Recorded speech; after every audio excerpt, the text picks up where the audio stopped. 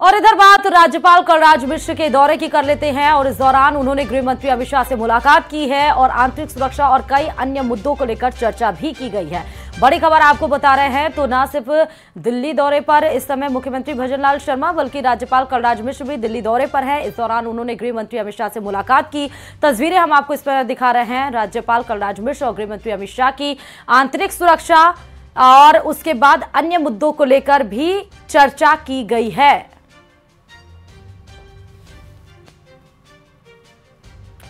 तो गृह मंत्री अमित शाह और राज्यपाल कलराज मिश्र की यह तस्वीरें, मुलाकात की, आंतरिक सुरक्षा और उसके बाद कई मुद्दों पर चर्चा की गई है। चलिए बात 12 जिले की करते हैं, जहां पारदी गिरोह की दहशत के चलते लोग रात भर गांव के बाहर सड़कों पर पहरा दे रहे हैं। ऐसे में रात के समय घूम रहे पड़ोसी गांव के युवकों को गिरोह का सदस्य समझकर ग्रामीणों ने जमकर उसकी धुलाई कर दी। मामला छबड़ा थाना क्षेत्र के बिंदाराड़ा गांव का है, जहां निपानिया गांव का रहने वाला प्रिंस अपने दोस्तों के साथ रात को बाइक से घूम रहा था। तभी पड़ोस के गांव में पहरा दे रहे कुछ युवकों ने उनसे बिना पूछताछ किए उन पर हमला कर दिया। लाठी डंडों से किए हमले में प्रिंस और उसका दोस्त दोनों लहूलुहान हो गए। मारपीट के दौरान दोनों युवक बार बार अपने स्थानीय होने की बात कहते रहे, लेकिन ग्रामीण है कि उनकी बात सुनने को तैयार नहीं थे। घटना की सूचना पाकर छबड़ा थाना पुलिस दोनों को ग्रामीणों से छुड़ाकर छबड़ा अस्पताल ले गई और अब घायल युवक के परिजन ग्रामीणों के खिलाफ थाने में शिकायत देने की बात कह रहे हैं।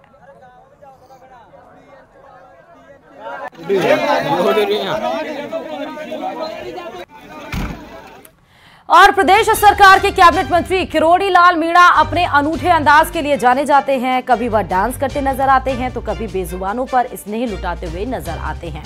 मीणा का ऐसा ही एक वीडियो अब सामने आया है, जिसमें वो बिल्ली को गोद में रखकर उसे पुचकारते सहलाते नजर आ रहे हैं। तस्वीर दौसा के नांगल प्यारी वास की बताई जा रही है, जहां सोमवार सुबह किरोड़ी लाल मीणा अपने समर्थकों के साथ बैठे थे। तभी एक बिल्ली आई, जिसे किरोड़ी ने उठाकर अपनी गोद में बैठा लिया और उसे सहलाने लगे, पुचकारने लगे।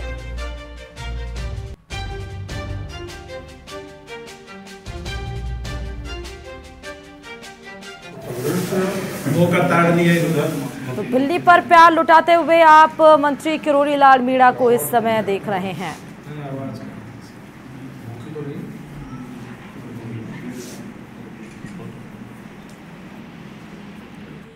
और 24 जून से शुरू हो रहे 18वीं लोकसभा के पहले संसदीय सत्र को लेकर रक्षा मंत्री राजनाथ सिंह के घर पर एनडीए की बैठक हुई।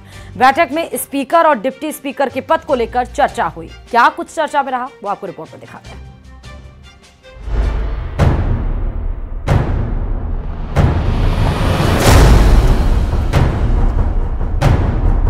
18वीं लोकसभा का पहला सत्र अगले हफ्ते यानी 24 जून से शुरू होने वाला है। ये सत्र 9 दिन यानी 3 जुलाई तक चलेगा। 26 जून से लोकसभा स्पीकर के चुनाव की प्रक्रिया शुरू होगी। सूत्रों के हवाले से खबर है कि बीजेपी ओम बिरला को दूसरी बार स्पीकर बना सकती है। वहीं सूत्रों के मुताबिक चंद्रबाबू नायडू की टीडीपी और नीतीश कुमार की जेडीयू स्पीकर पद मांग रही है। विपक्षी खेमा इंडिया गुट भी लोकसभा में मजबूत स्थिति में है। ऐसे में उसे उम्मीद है कि डिप्टी स्पीकर पद विपक्ष के किसी सांसद को मिलेगा। अगर विपक्ष के सांसद को डिप्टी स्पीकर पद नहीं मिलता है तो विपक्षी खेमा स्पीकर पद के लिए अपना उम्मीदवार उतारेगा। डिप्टी स्पीकर का पद विपक्ष को देने की परंपरा रही है। 16वीं लोकसभा में एनडीए में शामिल थम्बी दुरई को पद मिला था।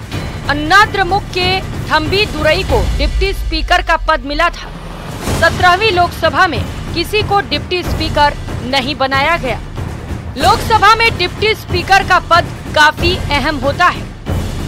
डिप्टी स्पीकर का पद सदन में ताकत का प्रतीक, सत्ताधारी पार्टी या विपक्ष की ताकत का प्रतीक। लोकसभा के कामकाज पर स्पीकर का कंट्रोल। संविधान में स्पीकर के साथ डिप्टी स्पीकर का पद, स्पीकर डिप्टी स्पीकर के चुनाव का भी प्रावधान। स्पीकर की गैर मौजूदगी में डिप्टी स्पीकर का रोल अहम। 24 जून से 18वीं लोकसभा का पहला सत्र शुरू होने जा रहा है। 26 जून को लोकसभा अपने नए अध्यक्ष का चुनाव करेगी। माना जा रहा है कि स्पीकर के चुनाव में विपक्ष भी अपना उम्मीदवार खड़ा कर सकता है। इस लोकसभा चुनाव में बीजेपी के नेतृत्व वाले एनडीए ने 293 सीटों पर जीत हासिल की है, जबकि इंडिया गठबंधन को 234 सीटें मिली हैं। सूत्रों की माने तो अगर विपक्षी दलों को डिप्टी स्पीकर का पद नहीं दिया गया तो वे स्पीकर पद के लिए अपना उम्मीदवार खड़ा कर सकते हैं। इसे लेकर अंतिम निर्णय संसद सत्र शुरू होने से पहले लिया जाएगा। न्यूज़ 18 के लिए ब्यूरो रिपोर्ट। चलिए खबरों में आगे बढ़ते हुए बताते चले कि नीट पेपर लीक मामले में ईओयू लगातार एक्शन में है। 9 परीक्षार्थी और उनके अभिभावकों से 18 और 19 जून को पूछताछ होगी। हर कैंडिडेट से आरोपियों ने 40 लाख रुपए वसूले थे। बिहार के सॉल्वर गैंग के तार बिहार ही नहीं बल्कि देश के कई राज्यों तक फैला हुआ है। देखिए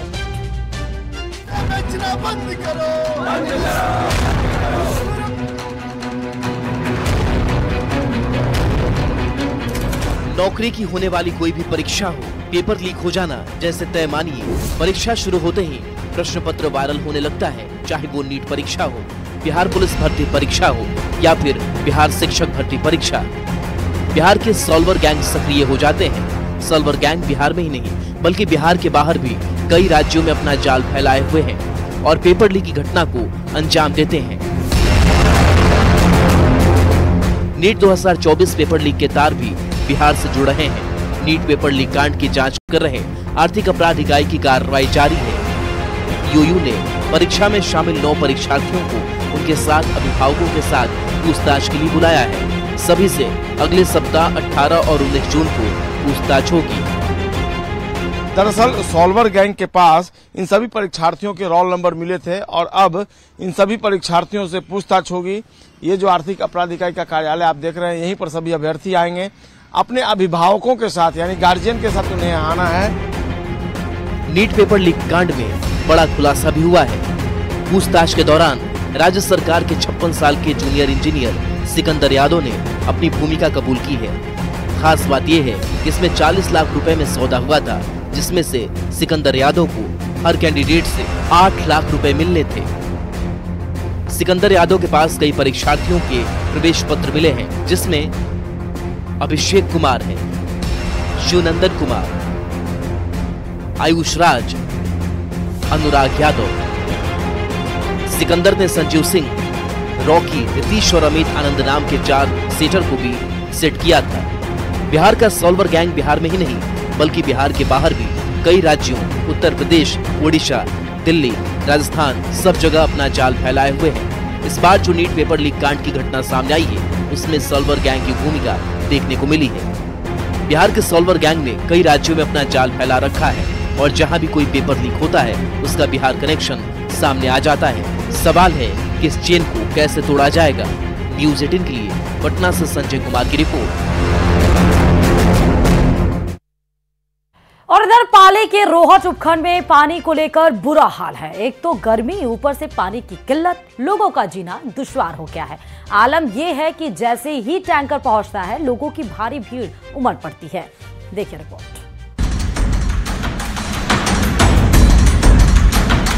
ये तस्वीरें हैं पाली के रोहट उपखंड की, जहां पानी के लिए ऐसी ही मारामारी की तस्वीरें सामने आती हैं।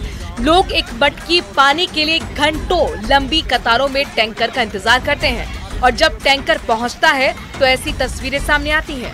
लेकिन जिम्मेदारों पर कोई फर्क नहीं पड़ता।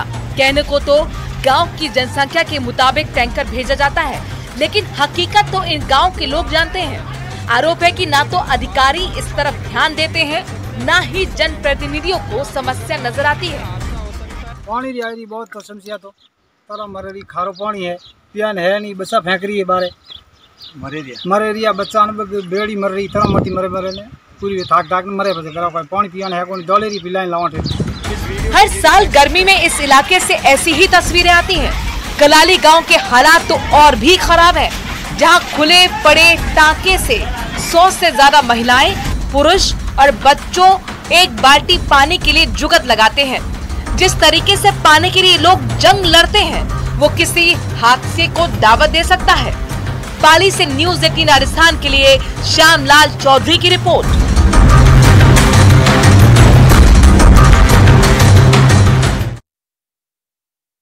फ्रांसिस पर किए गए केरल कांग्रेस के ट्वीट पर बवाल मचा तो केरल कांग्रेस ने एक बार फिर पोस्ट करके माफी मांगी है और कहा है कि किसी धर्म का तिरस्कार करना कांग्रेस की परंपरा नहीं है। दरअसल केरल कांग्रेस ने इटली में प्रधानमंत्री नरेंद्र मोदी और पोप की मुलाकात की फोटो साझा करते हुए तंज कसा था और लिखा था कि आखिरकार पोप को भगवान से मिलने का मौका मिल ही गया। देखिए रिपोर्ट।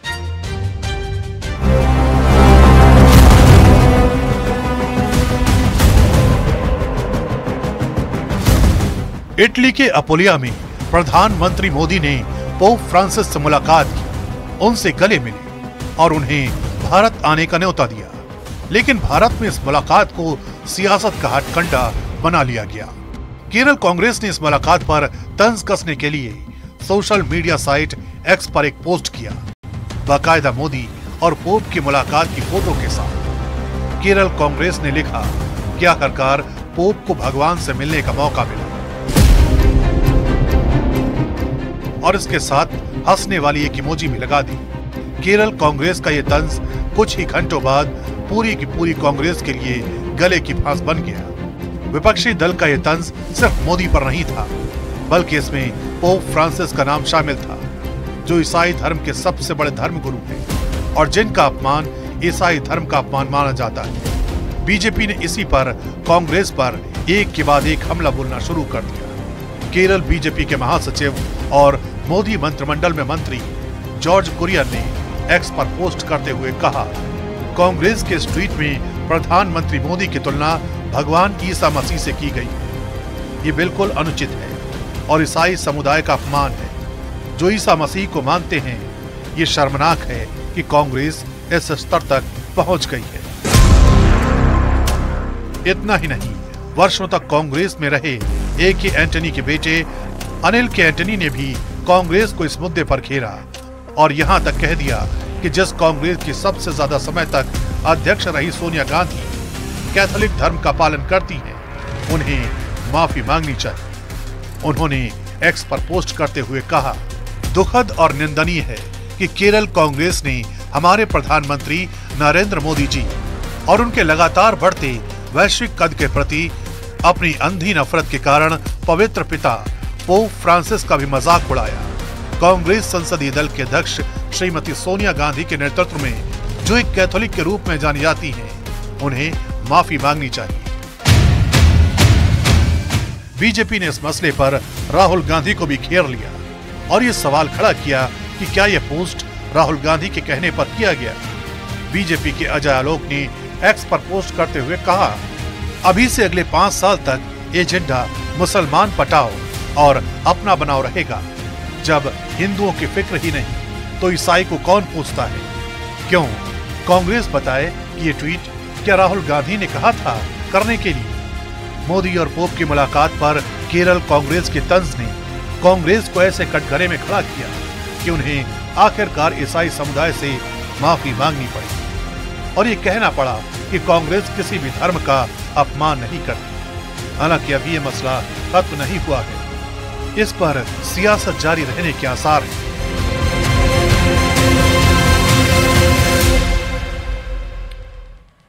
और इधर मुंबई पुलिस ने सलमान खान फायरिंग केस से संबंधित एक नया केस रजिस्टर किया है। इस मामले में पुलिस ने प्रदेश के हिंडौली से एक शख्स को गिरफ्तार किया और उसने जो बताया वो लॉरेंस गैंग को लेकर सबसे बड़ा खुलासा है। देखिए क्या कुछ बताया है इस रिपोर्ट में।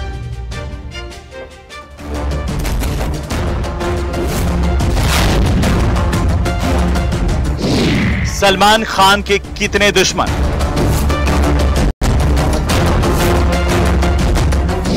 पॉपुलैरिटी के लिए खतरनाक प्लान,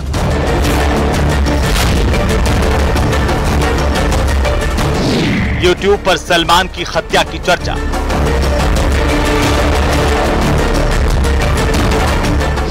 हिंदौली से गिरफ्तार 25 साल का गुनहगार,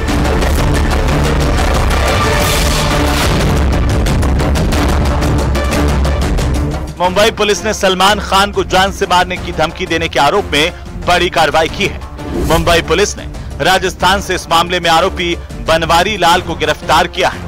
गिरफ्तार आरोपी को राजस्थान से मुंबई ले जाया गया।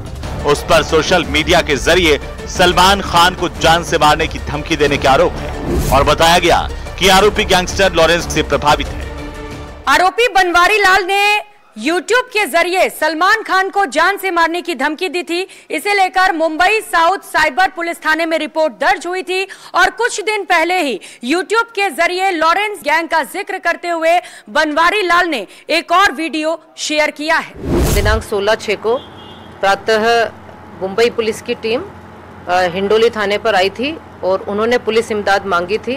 जानकारी करने पर मामला इस तरह से पाया गया कि मुंबई पुलिस के साइबर थाने पर कोई आपराधिक प्रकरण दर्ज है जिसमें बनवारी पुत्र लटूर लाल गुजर वांटेड था और ये एक साइबर ब्लैकमेलिंग और धोखाधड़ी से जुड़ा हुआ प्रकरण है, जिसमें मुंबई पुलिस की क्राइम ब्रांच ने इस बनवारी लाल को डिटेन किया है। यह फजलपुरा का रहने वाला है और वर्तमान में हिंडोली कस्बे में देव हॉस्टल में निवास कर रहा था। फर्स्ट ईयर में पढ़ने वाला और BSTC की तैयारी करने वाला छात्र है।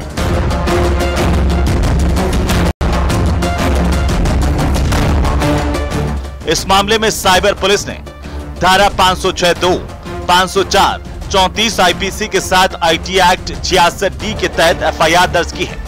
मामले की जांच के लिए क्राइम ब्रांच की एक टीम राजस्थान आई थी, जिसके बाद हिंडोली से पुलिस ने 25 साल के बनवारी लाल को धर दबोचा और उसे लेकर पुलिस मुंबई पहुंच चुकी है, जहां उससे सारे राज उगलवाए जाएंगे।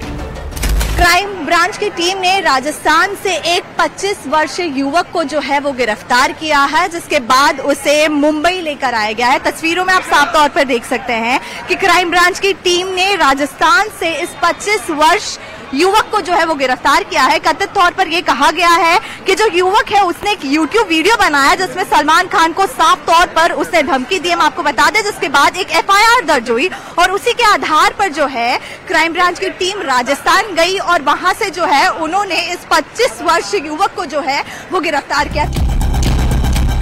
इस शख्स ने YouTube पर अरे छोड़ो यार नाम के एक चैनल पर वीडियो अपलोड किया था, जिसमें इसने लॉरेंस गैंग पर चर्चा की थी। साथ ही सलमान खान को मारने की योजना के बारे में भी चर्चा की थी। Bureau report, news 18 Rajasthan.